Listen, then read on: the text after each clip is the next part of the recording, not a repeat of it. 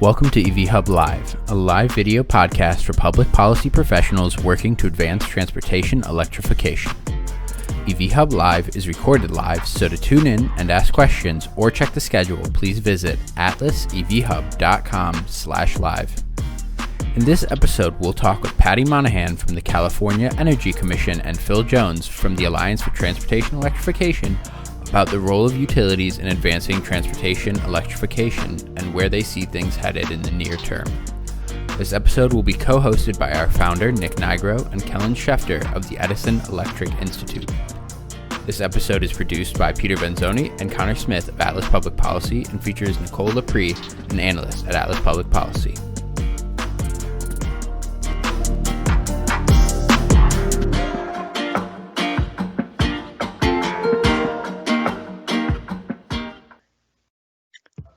All right. Thanks, Peter.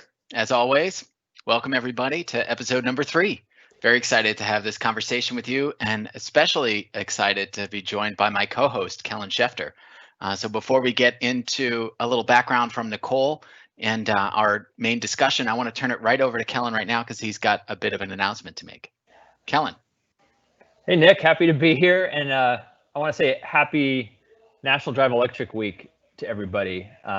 This is an event that kind of recognizes EV drivers and where the EV community is. It's a nice grassroots effort across the country and something that our organization, EEI, has supported for the last few years.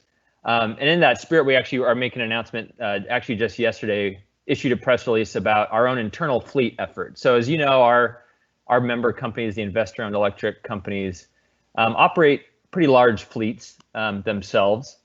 A lot of trucks, a lot of pickup trucks, a lot of equipment, and we want to really lead by example and show how if our companies can adopt electric vehicle technologies, then all customers really can.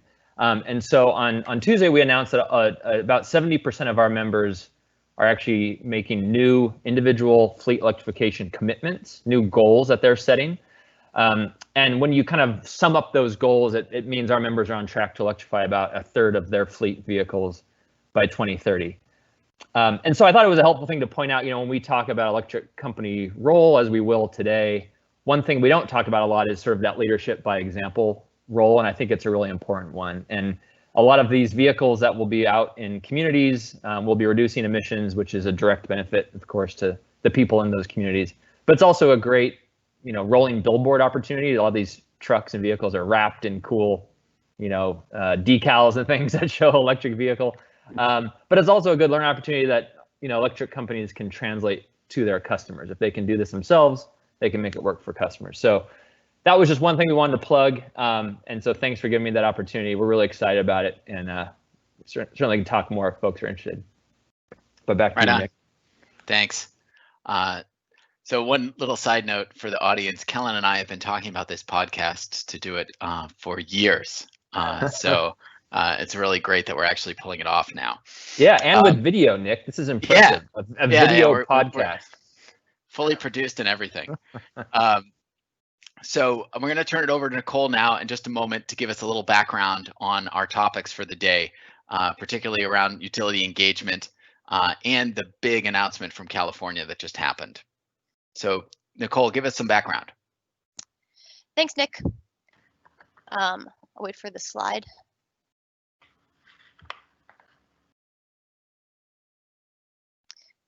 All right, great. Utility transportation electrification programs exist across the country, with the largest approvals in California and New York. These two states alone have the greatest number of approved programs, and they account for almost 90% of approved utility investment dollars. This large share of the total investment is from recent approvals in both states. In July, more than $700 million was approved for 6 New York utilities, and in August, more than $430 million was approved in California for Southern California Edison. But utility activity isn't just happening in New York and California, and there's been recent significant activity in other states. This month, Duke Energy in South Carolina was approved to invest almost $9 million.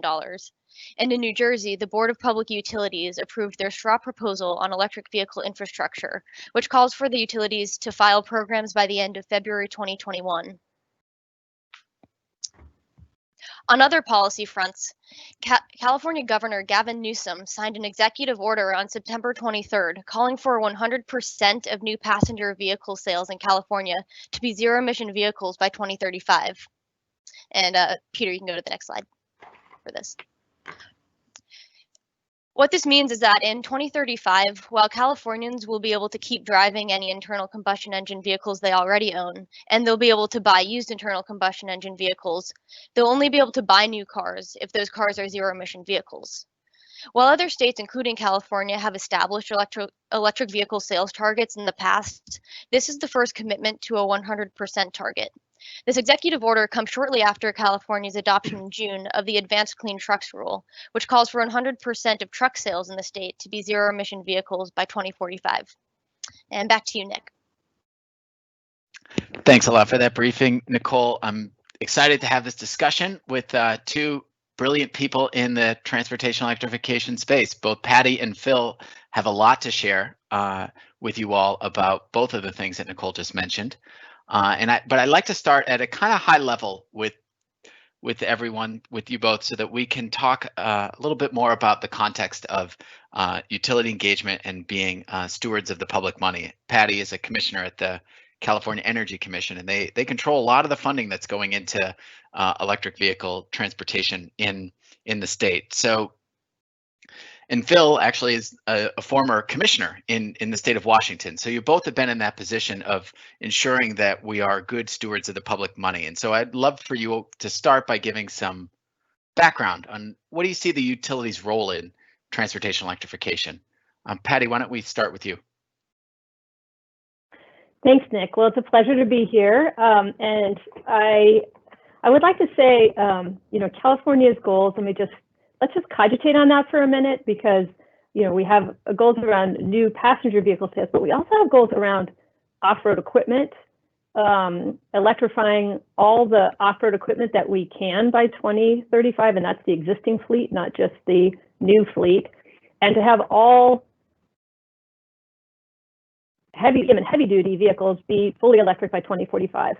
And so that, I just want to emphasize that it's not just about passenger vehicles, it's also about dirty diesel vehicles and cleaning them up, making sure that air quality in some of the most polluted parts of California is cleaned up. And so the governor's executive order was really sweeping, and I would argue among the most aggressive targets in the world. Most of the focus has been on the passenger vehicle fleet, much less focus on the medium and heavy duty fleet. And that's where, when we're talking about a utility role, it's much more expensive to electrify heavy duty vehicles in terms of building out the charging infrastructure. And, we hear from LA Metro that the costs are going to be upwards of $1 billion to electrify their fleet of transit buses.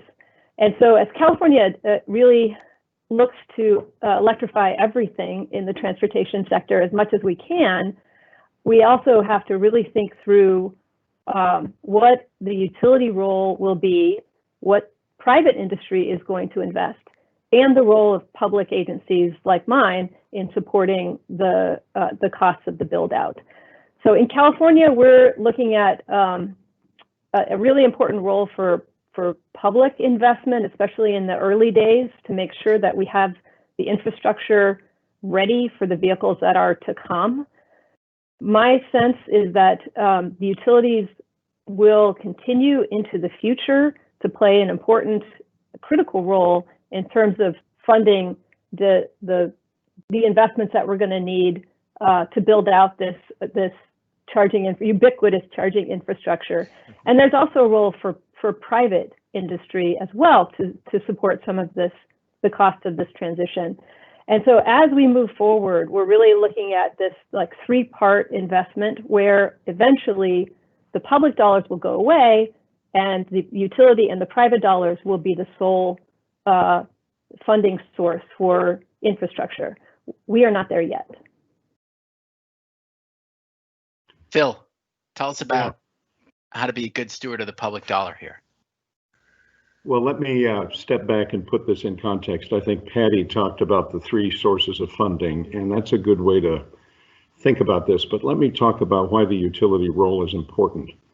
When you think about the fuel of the future, it's going to be megawatt hours. It's not going to be BTUs.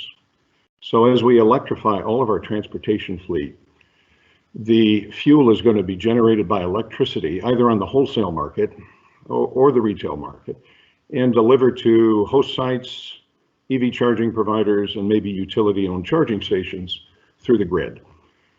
So the utilities have to play a critical role. And I would argue that it's not just in market transformation, in transforming this nascent market, but also on an ongoing basis. So there are two sources of authority, Nick, for the utility role. One is statutory and one is regulatory. So the regulatory role, to me, as a former commissioner, is pretty clear. So the utilities set just and reasonable rates. The utilities offer service to everybody. They can't cherry pick locations.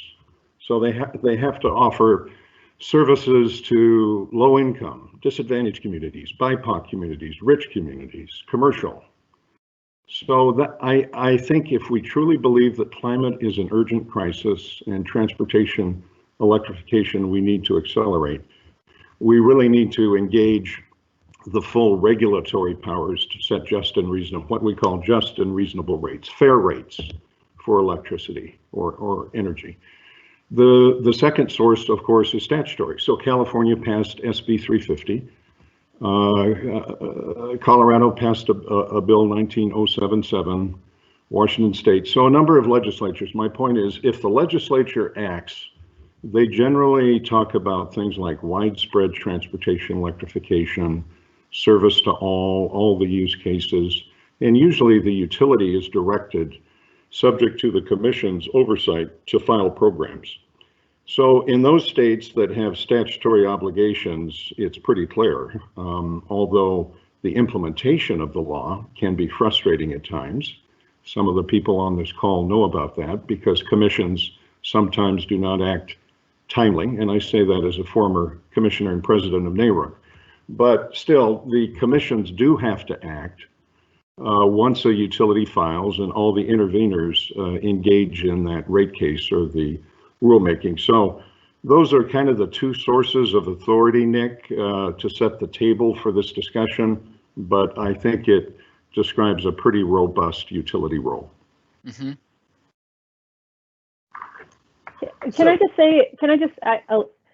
I want to just elaborate on a point or maybe take issue with a point that Phil said. I'm not sure which, but this cherry picking. I actually think that the utility role in terms of making sure that everyone has access, not just what I like to call the arugula eating, Tesla driving elite, but everybody, that's a really critical role for utilities. We have people that live in apartment buildings where it's really hard to figure out how to electrify your car. We have people who live in disadvantaged communities that are disproportionately burdened by air pollution. And the utility, I think, that has a special responsibility to make sure that hard to reach communities can get access to electric transportation or get access to the clean air benefits of electric transportation. So there's a cherry picking element. It's cherry picking for all, especially disadvantaged and low income communities. I use that as a telecom term. When I was at NARUC, I served on the telecom committee, and as we deregulated the landline telephone companies and brought in, quote, competitors, one of the criticisms, and this is in public regulatory documents, was that the competitors would cherry pick good locations and they would leave the landline telephone companies with the hardest to serve. This is called the provider of last resort obligation. And as a former regulator, I think that's unfair. If you're going to have regulation, you should have a light-handed touch or a heavy-handed touch, but it should apply to all providers, if you will, equally, or as equally as possible. Sorry to use the word cherry pick. So Phil, this is Kellen. Maybe picking up on that, and I think the way you described the electric company role there is actually really helpful. And I want to use one more example. We talked about infrastructure. I want to talk about another primary barrier to adoption for a moment, if you will, which is sort of consumer awareness, right? When we talk to automakers or other technology providers, they usually rank, like the barriers to adoption. One, like vehicles need to be affordable and available, but two, like people need to know that they're out there and that they're a good value and that they're even aware that they're an option. And then three, or maybe two, these can kind of change, would be, place to charge, need infrastructure, all that. So we know education and awareness is way up there in terms of a primary barrier. So maybe, again, putting on your, electric utility hat or your former commissioner hat for a moment, how do you see that particular barrier being addressed? Is that something where electric companies can go above and beyond what they normally do? And I think we're talking a little bit more about market transformation here, right? Can they be proactive in describing the benefits and in bringing more people into the tent, if you will? And how do you see that conversation going when you're talking to regulators? Because I think it's an important one for people to be aware of. Well, in terms of how proactive they can be, I think it depends on the disposition, the personalities of the commissioner. And what I found, I'm working in 25 states around the country besides California. And there usually needs to be one commissioner and a couple of staff members who kind of want to be proactive, because there are quite a few commissioners of the 220 commissioners around the country who are more judicial, who want to wait for the cases to be filed. So that's probably on the proactive side. But this issue of education outreach or marketing is a tough one, because marketing under many commission rules is prohibited, or the utility cannot spend money on marketing their product. What is their product? It's electricity or energy, broadly defined. So these were put in after air conditioning came in the 1950s and 60s, and then some utilities wanted to get in the electric appliance business of refrigerators and other things, and they would try to sell this equipment and displace another market segment. So many commissions have rules on the books on, quote, marketing or promotion. So Kellen, this is a difficult one, but if you're talking about market transformation, I think Patty and we all can agree that this is a collective responsibility. So a lot of people pick on the auto dealers or the OEMs or the commissions that they're not doing enough. And I always come back and say it's a collective, it's a collaboration. But the utilities do have a role to play. And if you go to any utility website, type the utility's name in electric vehicles, they're doing this already. So any new program like demand response, energy efficiency, the utilities have a spot on the website where they talk about things like vehicle types, gas to electricity comparison, plug types. And so that utility website portal is really important. But as we go to scale with bigger programs like Southern California Edison, National Grid, Excel, they all include a bigger education outreach program. Why is this important? Surveys, even in California, indicate that less than half of the people know anything about EVs. They cannot even name a Tesla, a Chevy Volt EV, a Ford. They don't know how to plug. They don't know where the charging stations are. So this has been documented by many studies. I'm not going to get into that today, but the point is that there's a glaring lack of consumer awareness. So if the utility is to have a role in market transformation, they should, in our view, file with the commission and try to persuade them that it is in the public interest to authorize a reasonable budget, not a huge budget, but a reasonable budget on general consumer awareness. What we're finding, though, in the National Grid case 18 months ago in Massachusetts, and recently with Charge Ready 2 with Edison in California, is the commission is approving a more narrow set of programs. They have to be focused on the program. So for example, you talked today about fleets. So they approved the Fleet Advisory Services program to educate fleet customers. But their reasoning in rejecting the consumer awareness budget of about 30 or 40 million, I mean, it wasn't much in light of a 500, just shy of 500 million, was it's duplicative. They said Electrify America is doing these things. The OEMs and the dealers need to do more. So my point is, and I'd like to turn it over to Patty because I know she has ideas on this, is that we collectively need to do a better job in educating commissioners and staff about how difficult this is and that everybody has a role to play. It's not easy. So I always like to call the barriers to transportation electrification the 3 C's: cost, convenience, and consumer awareness. So cost, we need to bring the cost of the vehicles down. It's happening as the market builds, but we still have a need for incentives. Convenience, we need to make sure there's a convenient charging infrastructure. That's the most of the topic of this podcast. And the consumer awareness piece. So it's kind of easier for me to keep it in mind, the 3 C's. And on the consumer awareness piece, there's a couple of interesting developments. So Veloz is the nonprofit that is working on consumer awareness in California and beyond. I mean, their new marketing tools will be applicable across the country, and I think they're going to be reaching out to utilities. So Nick, maybe a future topic could be this consumer awareness piece, and Veloz I think would be a really good addition. They're the ones that pulled together the Arnold Schwarzenegger ad. If you haven't seen it, Google it. Quite funny. And they really are trying to build off of that successful effort, but really expand it to make sure that, again, it's like we want to have this big welcoming tent where whatever your gender, whatever the color of your skin, whatever language you speak, that you are welcome in this tent and that you are part of it. So it has to be something that is really flexible to meet the needs of different parts of the country. So that's what Veloz is trying to do, and they'll be reaching out, I think, to hopefully EEI. Actually, Kellen recommended that they talk to you and great. others to try to get more folks using the tools, but also investing in their communication strategies.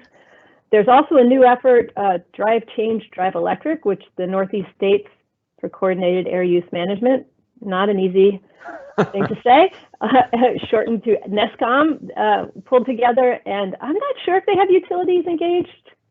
Kellen and Phil, maybe you guys know, but they have a new ad by a comedian named Tom Papa, and it's pretty funny.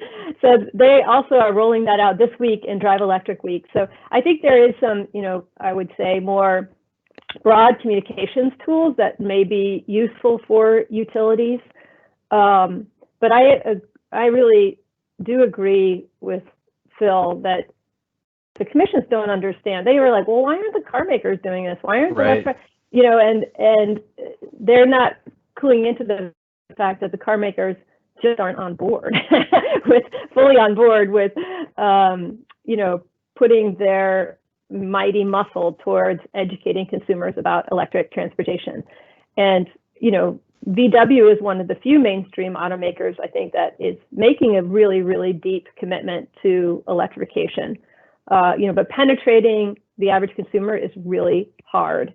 And that UC Davis data in California is pretty disheartening in terms of, are we really penetrating? There's kind of been no change in increased consumer consciousness, even as we have increased our sales to 8+% of the new vehicle market. So there's definitely work to be done. I actually think some of the new regulations, sorry, this is going beyond utilities, that California will be promulgating around for Lyft and Uber and other transportation network providers to electrify those systems, that there's an opportunity through some just exposure to be able to get more consumers, comfortable with electric technology, or even knowing that they're in an electric vehicle. I think half the time they don't even know. So there's better marketing that we could do maybe inside of transportation network company vehicles to show folks, hey, this is an electric car. Look how quiet it is. Also, look how well it drives. So, and I do see, because utilities reach every electricity user in the state, they have a particular bully pulpit that most, even car makers don't have. So to be able to leverage that and perhaps leverage some of the social media tools that these efforts, Veloz and the Drive Change, Drive Electric campaign are pulling together could be really an interesting opportunity. So I just want to say real quick to plug a future episode for EV Hub Live, Patty, you must be reading my email or reading my mind or something, but I was just emailing with an advocacy organization about setting up an episode on consumer education and outreach. So for sure, we're going to try to cover that in a future episode. And I know, Kellen, you had a follow-up or additional question for Patty. So back over to you. Yeah, thanks, Nick. And yes, I wholeheartly endorse a education and outreach themed episode. There's so much we could talk about there, and some cool videos and graphics I'm sure we could show too.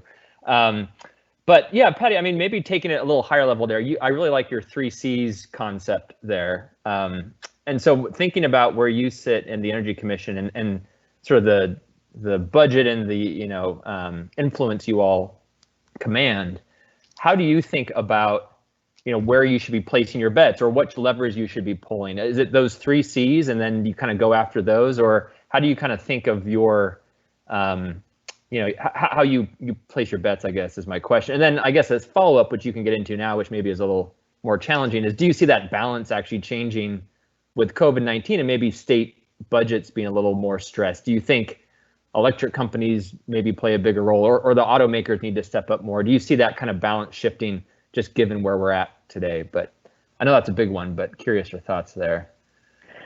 Yeah, and I got to say, just getting a handle on what the governor's executive order means for infrastructure, that's going to be our challenge going forward. And that actually is the responsibility of the Energy Commission, is to figure out what are the infrastructure needs and to work with all the partners to help make sure that we can meet those needs. I want to build a little bit off what I started talking about in terms of the split between light and heavy duty. Yeah. And it relates to COVID. So we're actually thinking about how, building out the light duty charging infrastructure is a jobs opportunity in the near term. So we have these very aggressive goals. We know infrastructure is critical. We know we don't have enough infrastructure. Even with the investments that the utilities are making, that we are making, that private industry is making, we're seeing a shortfall of around 60 to 70,000 chargers by 2025. So we're doubling down in the near term. We have a grant program that's about $100 million per year, and we're doing a big focus in the next year on just building out light duty charging infrastructure. We think that's a real opportunity for jobs. So we're focusing our resources on that. But over the longer term, we're making a pivot to medium and heavy duty. And the reason we're making that pivot is that's where we get the biggest bang for the buck in terms of diesel pollution reduction. And that's where we need to do a lot of demonstration projects to show even how we can do this, and how we can do this in a way that especially benefits low income and disadvantaged communities. This role of like who pays for it on the medium and heavy duty side. On the light duty side, I feel like it's pretty clear that until we have a lot of light duty electric vehicles, it's hard for these charging providers to make money. So there's a role for public dollars. Over the longer term, that market should become self-sustaining once we have enough electric vehicles. On the heavy duty side, we need to demonstrate how to do this. And especially as we're requiring transit districts to go all electric, we want to be able to support that transition and make sure that we're doing it in a way that benefits the grid. So I want to turn to some questions we got from our audience. One quick clarification too, we weren't sure about utility engagement in the Drive Change Drive Electric program. An automaker that on the call let us know utilities are not involved right now in that. And so a couple of questions. One I think is squarely directed at you, Phil, and one is kind of for both of you. The first one is on any concerns you all have, and this is for you, Phil, on legislatures acting to kind of remove authority from PUCs. You mentioned earlier some enabling authority from some states that wanted to be proactive on EVs, but what about the opposite, where some restrictions might occur for PUCs and utilities to engage in electrification? That's one question. The other one, and you can take them both at the same time, and this one's on education. And to get to Patty's points earlier about the importance of including underserved communities, low-income areas. How do we address that when the hosts aren't interested in making the investment, even with any sort of incentive in place? So first, let's go to you, Phil, and then we'll switch over to Patty to try to take on that second question. So I read a book once by Andy Grove, the former chairman of Intel, who it was called Managing by Paranoia. So So I am always paranoid in this space because we have a lot of opponents. So we have a lot of people who support electrification on this call, and we live in that ecosystem. But sometimes we have to step outside of the ecosystem and look at our opponents. So I do worry about legislative attempts. I worry about other attempts, regulatory and other, with the environmental agency, with the commission, with the state energy office to tilt the playing field toward more conventional fuels. And this is happening in Minnesota right now, other Midwestern states, the Southeast. So I face this every day in my work.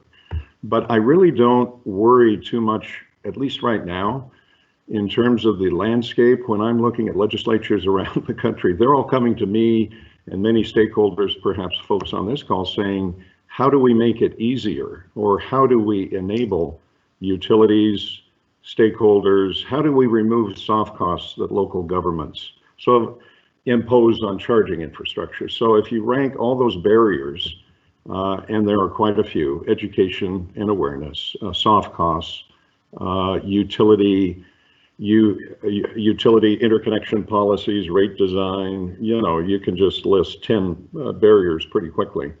Generally, what the legislatures are trying to do, Nick, is remove those barriers or mitigate those barriers. I am not aware of any state that has a proactive bill that wants to remove the utility from this field. This may come up, but after SB 350, after those bills I talked about, in certain states, I really don't see that taking effect. So I worry more about just the give and take of the lobbying process, because obviously when you pass a bill, it's like what they say, it's sausage making. And so obviously the opponents, everybody is going to have the ability to weigh in with a representative or a senator in the state assembly. So I worry about that. Second question on E&O. Host sites. Yeah, it's a real problem with what we call the split incentive. So two things. Landlords and home ownership associations for multifamily properties, the owner really has if they don't have separate metering or sub-metering, what's the incentive for the landlord other than wanting to be green and sustainable and using that as marketing at a more premium price in the future? What's the incentive for the landlord to put level 2 charging in the parking spots? And it has to be deemed parking, and other people who have parking spots in the parking lot or in the building may not like that. So the split incentive issue, we face this on energy efficiency. There are regulatory tools to get around that through payments and incentives, through ratepayers to the landlords. But it also requires these, what we talked about earlier, fleets, these advisory services, and commissions are generally approving those programs where it is defined, where the utility has a dedicated staff that will focus on multifamily or fleets. They have generally approved that sort of marketing and outreach. So I feel a little bit better on those targeted programs rather than just the general EV consumer awareness type of education. That takes a little more work to prove the public interest. Patty, what's your thoughts on making sure or addressing that issue around education and what the utility could do, particularly in areas where it's harder to find an interested host? And I'm sorry, Nick, when you say it's harder to find an interested host. So if in low income areas, Yeah. and where potentially it might be difficult for a utility to find a host that wants to participate in the program, what are some tactics you all have taken to kind of succeed in those communities where there might not be a thriving EV market right now? We're trying to build something from the ground up. Well, and again, I want to keep emphasizing this opportunity to electrify medium and heavy duty electric vehicles, because we're hearing, at least in California, what we're hearing from environmental justice communities. We have a disadvantaged communities advisory group that helps advise our investments, is that the focus on medium and heavy duty electrification is a priority. It's about improving air quality and making sure that that we're not just focusing on new light duty vehicles, but these big air quality problems. So that's a big focus of ours. I would say, we're investigating through our grant program innovative charging solutions. So looking at mobile charging in apartment buildings, seeing if there are different ways that we can incentivize charging in multifamily dwellings. We're even considering maybe just having level 1 for some, because for some consumers at nighttime charging, that actually works for them. So we're looking at all sorts of different options within multifamily dwellings. I would say DC fast charging located in convenient places where people shop or where they eat is also something that we're expanding. So we want to make sure that there are charging options. If you just can't get, especially for some of these older apartment buildings, it can be hard to retrofit. And once you open the door to retrofitting, it means you have to do all sorts of costly upgrades that make building owners nervous. So it's much easier in a new building to make sure that we have, at least in California, good building codes for new buildings, and we're looking to make them even better in terms of having more parking spaces for people that need to charge. But for the existing fleet, for the existing buildings, that's a much harder challenge. So sorry about my dog in the background. Welcome to work from home. So I do think that we're seeing like new technologies that hopefully in the next several years will help us with some of these problems. Nick, if I could, I think Patty makes a good point on the TNCs. So there are utilities like Dominion and Edison, PG&E who are working. These are not public yet, but they're working on programs with the TNCs. They've been approved by commissions. And some of these would not just be at the upscale shopping centers, but these would be hopefully in some disadvantaged or in some BIPOC areas, more difficult to serve areas, maybe because, as you know, many, like in the city of Seattle, 52% of the people live in multi-unit dwellings. I think for Los Angeles, for Edison, it's 45%. This is a huge population that needs to be served. So, and the other technological solution I would be remiss not to say anything about is utility pole, streetlights. This issue of street parking, a lot of people, even if they're not low income, they don't have access to a garage or an alley. So then the street regulations become parking regulations on city streets, a DOT issue at the local government level become an issue. So we need to grapple with some of those barriers a little bit more, and there are some innovative solutions to put level 2 chargers on utility poles and other infrastructure. So we just need to get creative. Patty, this is Kellen. Just one quick follow-up. You had mentioned around sort of the focus on medium heavy duty, particularly as a way to reduce, emissions in some of these communities that bear a lot of that burden from transportation emissions. But you also mentioned some maybe larger scale demo projects you have working on. I do wonder how you think about that. I feel like we are in this space where you can find some good examples of fleets that have maybe a few electric trucks in place, right? And they're kind of trialing them out. But I feel like these transit agencies are the ones that are really going to go to scale first, maybe because they're actually required to in California. But you mentioned that sort of LA Metro example there. What do you see as your role in these demo projects? Are you trying to show that scale can occur here? Are you trying to sort of jumpstart the market? Or I'm just kind of curious, because we're always thinking about what really is needed to make this market succeed, and it sounds like it's a focus for you all. Yeah, it is a focus in part because of the regulations that they're being forced to electrify, and some of these transit agencies are pretty small, and they're and I got to say, COVID is really, as we all know, impacting today's transit. So the last thing we want to do is create any burden for transit agencies that are just financially trying to make it through these dark times.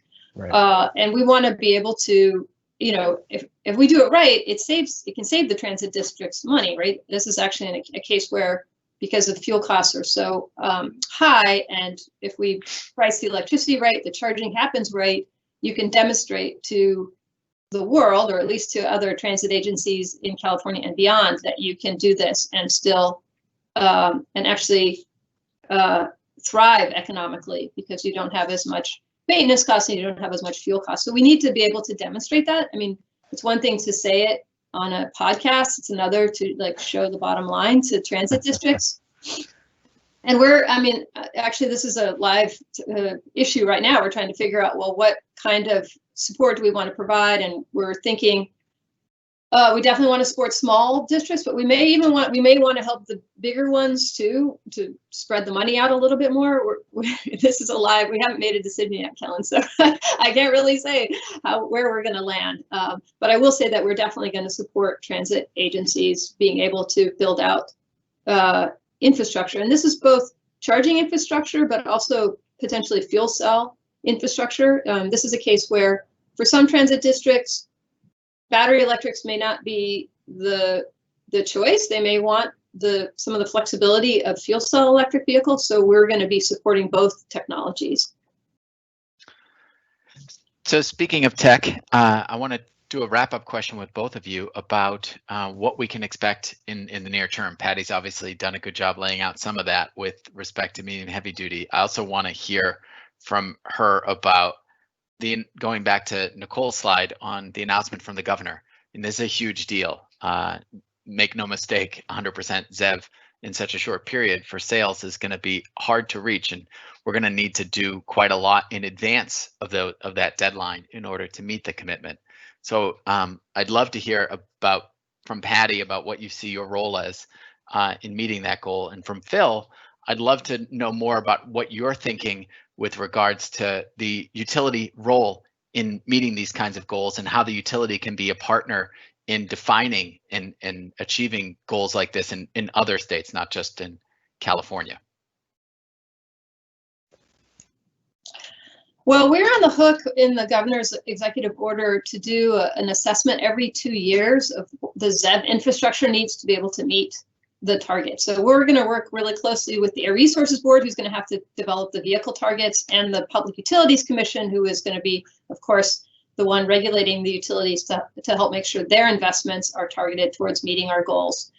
Of course, it's a new announcement, so I don't know where we're, I'll be interested to see what the Air Resources Board tells us will be needed in terms of the vehicle fleet.